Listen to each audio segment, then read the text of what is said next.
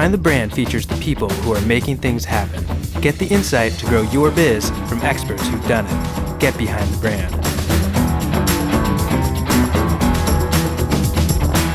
Hi, I'm Bryan Elliott. Welcome to another edition of Behind the Brand. Today I'm here with Chris Strain, Chief Marketing Officer at the CamelBak brand. Chris, welcome to the show. Thanks, Brian. Chris, I usually ask my guests, how'd you get this job?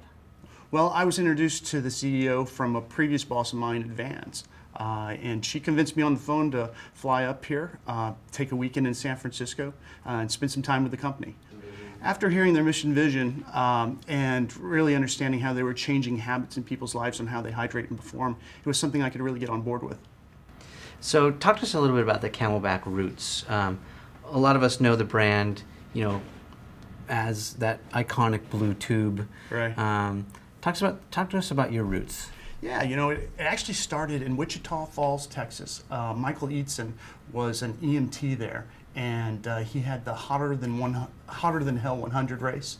And he rigged an IV bag with a tube and a tube sock and put it on the back of his jersey so he could have water throughout that race. And that's really how the CamelBak was born. So who's your customer now? Who's kind of the core? We have a full range of customers. We really started on a bicycle and really took a lot of traction with mountain biking. We had a product called the Mule that's become pretty iconic for us that was created in 1996. And we've got a lot of road cyclists out there as well. Our Podium bottle is quite successful with them. And we've got runners and hikers, and as well as we've got a lot of war fighters out there that hands-free hydration is very important to them. So you're supporting the military? Oh, yes, absolutely. Absolutely. That's awesome. It's been an important part of us. People take a lot of pride here in making sure that they make the best products possible for them. So break down a little bit of your marketing mix. I'd like to know kind of how you guys do it. A lot of people who watch this show, they're running a brand, they're making decisions just like you are. Where are you guys spending your money and what are you guys doing? We're not a big voice. We're not spending a lot of money on trying to drive awareness out there and telling people about CamelBak. We really focus on our products first, and then getting those products out into the core users' hands and letting them talk about it, getting it into the right editors' hands out there. And then we go out there and try to really demonstrate people who we are. We'll go out to music festivals all across the country, and we'll provide freshly filtered water for the fans out there. Yeah, break that down a little bit. So what are you doing out of these events? It's sort of an experiential kind of marketing expense, right? You're out there at these music festivals, but explain kind of what you're doing. So, it really started with these music festivals were offering free water, but generally it was away from the crowds. It might have been literally almost out of a garden hose. It was not a very clean situation. Sure. And we actually started partnering with C3, who does Lollapalooza in Austin City Limits. And they really want the experience for the people that come to their shows to be the best. And we worked with them on creating hydration stations that we put around their festivals. We bring in equipment that triple filters the water right there. And we brand it so people know it's clean, it's branded, it's respectable, and the feedback that we get from the concert goers is flattering. They really appreciate it. They're there for 8 to 10 hours a day. They want to dance, they want to party, they want to have a good time, and hydration is really important. If you're dehydrated when you're out there, and it's not gonna allow you to have as good a time. So we're out there providing freshly filtered water. Yeah, and you're probably also doing a lot for the environment too. I mean, getting rid of these plastic bottles and the waste and sort of this whole sustainability. That's another important part of your message, right? Absolutely, absolutely. In fact, this year we will have placed over 1.5 million bottles of water out at the music festivals that we go to. Wow. And that's pretty substantial. And we hope to hit 2 million next year. It's an important part of our vision on eliminating disposable bottled water out there. We think there's a better way to do it, a more sustainable way, and a better way for the future. So you guys are expanding the product line. You started with bags and now you're going into bottles and other things. Talk about what you're doing. Yeah, so it's interesting. Innovation to hydration is really the roots of it. It was the roots of when the guy had the IV bag and started there. And we really have asked ourselves, where else can we innovate in hydration?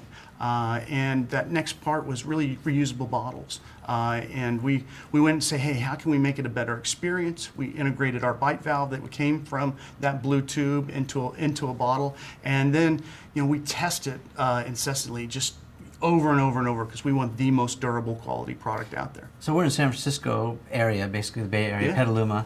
You guys are doing a lot of your R&D, a lot of your testing right here, right? Oh yeah, we have a lab right back there. And, the guys are in there every day trying to break things. In fact, a funny story, when we were creating it, we have a glass bottle that we have, and we wanted to try to figure out how to not make that glass bottle break. And we put a silicone sleeve on it, but we also designed the glass bottle, and they must have broke over 1,000 bottles in that lab, dropping it in every direction to try to figure out how to make the most solid bottle out there. They have a lot of fun doing it. Yeah, sounds like it. So R&D is a big part probably of your marketing expense, yeah? Oh, absolutely, absolutely. We like to put that into the product, all the way to, you know, our positioning, our tagline is "Got Your Back," and it really is our "Got Your Back" lifetime warranty. We have a lifetime warranty that we put on all of our products out there. That's my #1 marketing piece there. We're putting our money where our mouth is. That's an amazing message. Maybe something to be underscored. You know, other brands have done that really successfully. The Hyundai brand comes to mind, for example, taking the risk out of it and basically standing behind your product. The people who watch the show are also, you know, running brands and making decisions. Give them some advice about, you know, some of the things you've learned along the way about managing a brand. Yeah, I'd say first and foremost is respect your consumer. A lot of times I think marketers look at a target market and try to make them do what they want. And I think you're wrong to start that way. Respect that group. Understand what they like and what they want to do and how you can improve their lives. If you can do that, you create a lot more of a pull demand than that push demand that people are pushing back on that push demand now. You know? It's not working. Yeah. Yeah.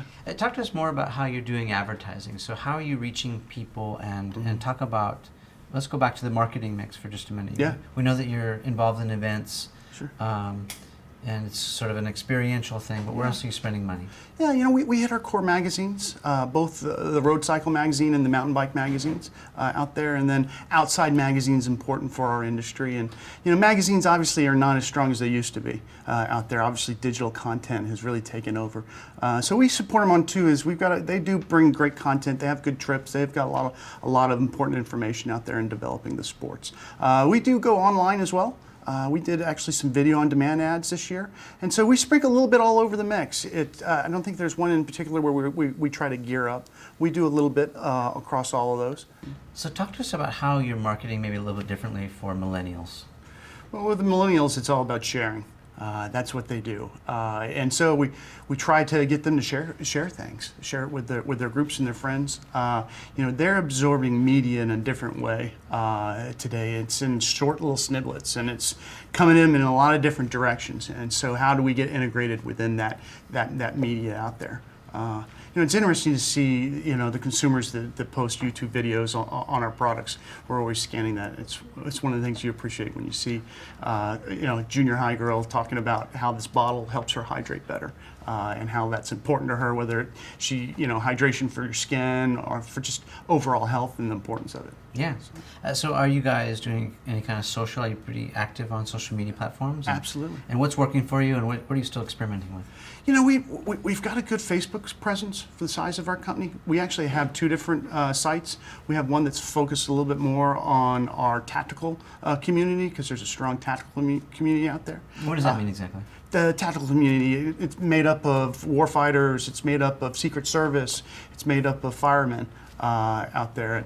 You can imagine, especially with all the fires we're having out here in California, how important hydration is out there in that heat for those guys. And we have some real loyal fans out there. And then our main site, we have 430,000 people that have liked us on the site. We put fresh content up every day. We try to make sure we have videos up for them. We talk about the importance of hydration. We try not to sell our products. You know, that's one of those things. That community isn't sitting there trying to say, hey, you should buy another one. You buy another one. But we try to help them have better hydration habits. So what are some platforms that you're thinking about that you haven't really dabbled in yet, but that are interesting to you? Where are you kind of seeing some possible emerging trends, and where CamelBak brand wants to be where it may not be in full force right now? It's a great question. As a marketer, a lot of times you don't want to admit that you're not doing something you could be doing out there.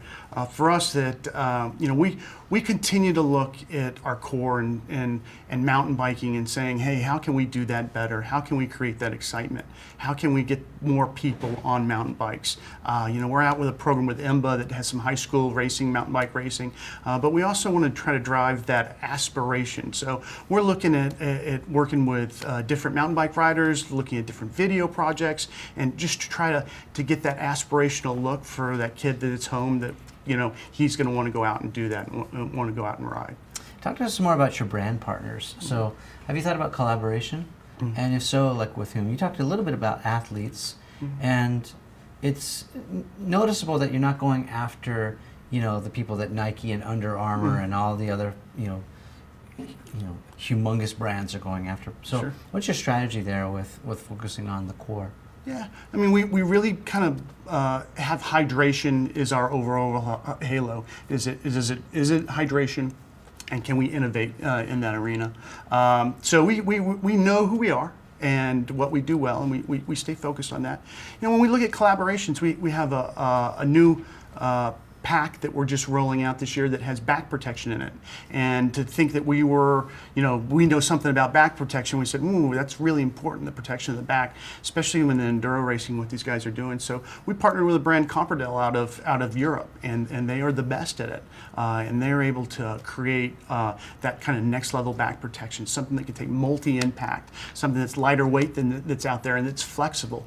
Because that flexibility is really important from a mountain bike perspective, because you want to have that back protection as close to your back as you can, but when you're out there riding through rough terrain, you're bouncing around and things like that, you really want that snug fit, and that flexibility is really important for us. Yeah, it seems like you guys are really focused on the fit and finish and the practicality and functionality of the packs. And I've seen where you're changing the weight distribution so that it's better for triathletes or whether you're riding mountain bikes. Talk a little bit about that research. Yeah, it really comes from our tactical area.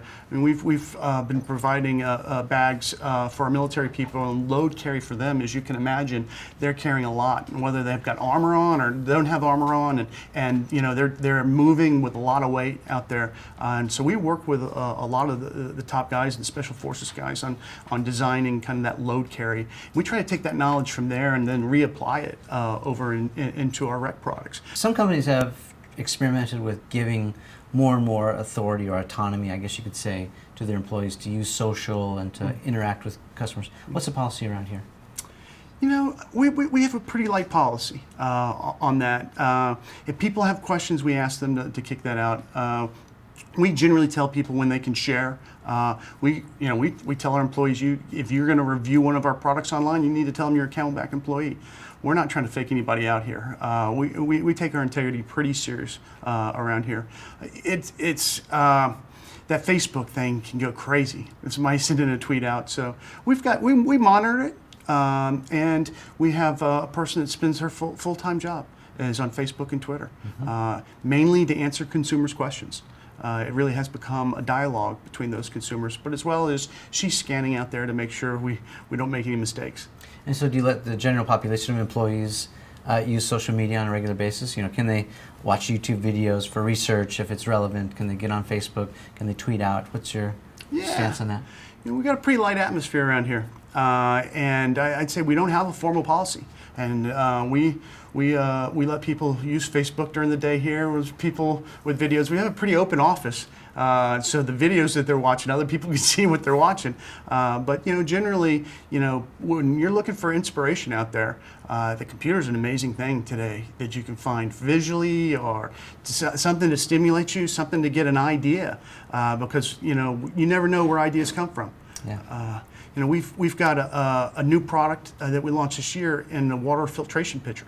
And we gave everyone the competitor products, got them to take it home and use it, and really then talk to them about, where are all the pain points? And as we looked at it, we said, hey, how can a company like us bring something to water filtration? And we took our biker mentality and said, you know what? How do we make this thing fast? How do we re-engineer it? And so we went out and looked at the filter, and we've created a double filter. But one of the things we did is we looked at air filters and how they're pleated.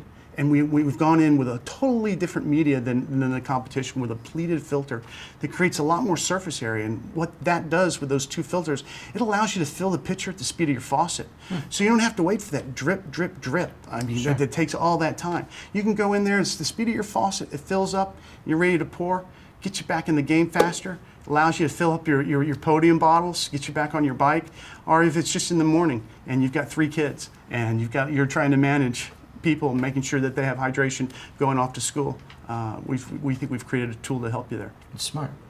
So, as a CMO, what are the types of things that are keeping you up at night? What are you most concerned about? Maybe where's your mind now, and where are you thinking into the future? You know, we spend CamelBak.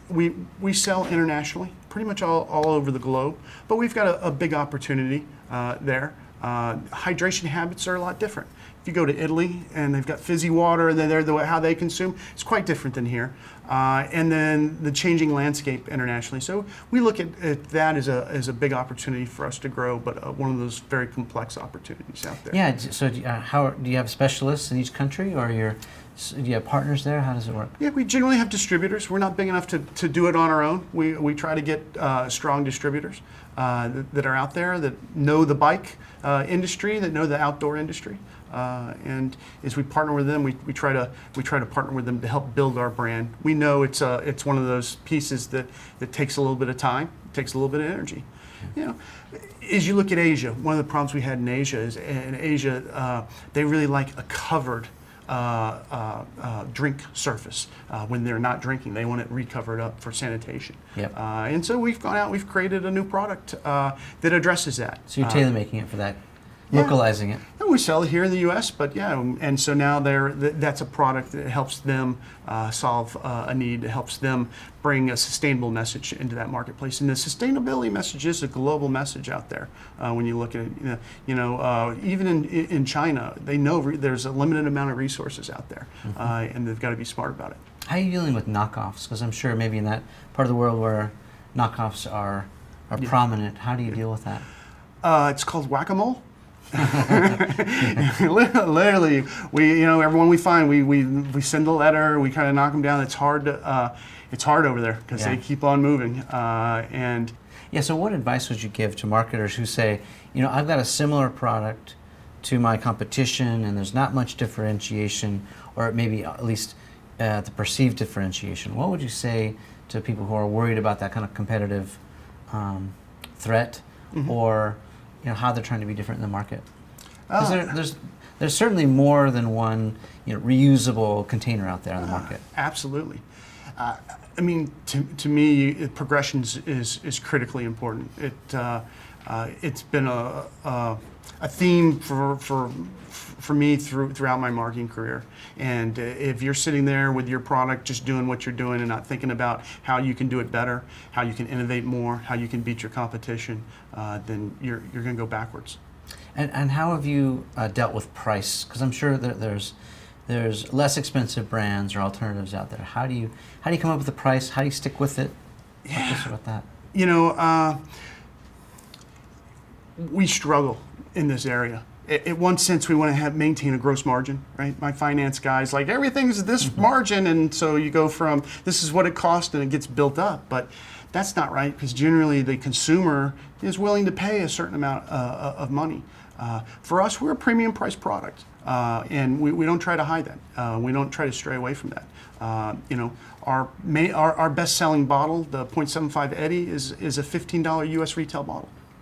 It'll last forever, literally. But it does last forever. Yeah. And you can go buy a bottle at one of the walls for $3 or $4. That's a reusable bottle.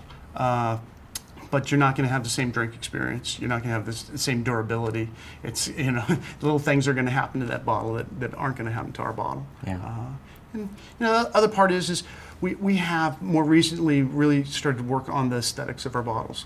Whether it be through color or texture or feel, those things have become more important to us. We always had it in our packs, right? Because the backpacks is the colors and the different textures. But as we look at the reusable bottles, we're starting to expand into that a lot more. So as the CMO, you carry a lot of weight, a lot of responsibility. Right. You're the right-hand man to the CEO. What's the hardest thing about being you? I think it's resource allocation. It's something that when I started in marketing, I didn't really realize was an important part. I always thought it was the big idea that was important. And Are you talking about money here? yeah, I'm talking about money. I'm talking about time. I'm talking about people. There's a lot of those things. There are a lot of great ideas out there, and there's a lot of great products. And if you sprinkle just a little bit on everything, is it going to work? And so you've got to make decisions on where are we going to focus. What are the? And for me, I pound into my group. What are the 3 things? Let's narrow it up into 3. Don't give me a list of 10. Because if you have a list of 10, you're going to only do those okay, but let's really do 3 things well.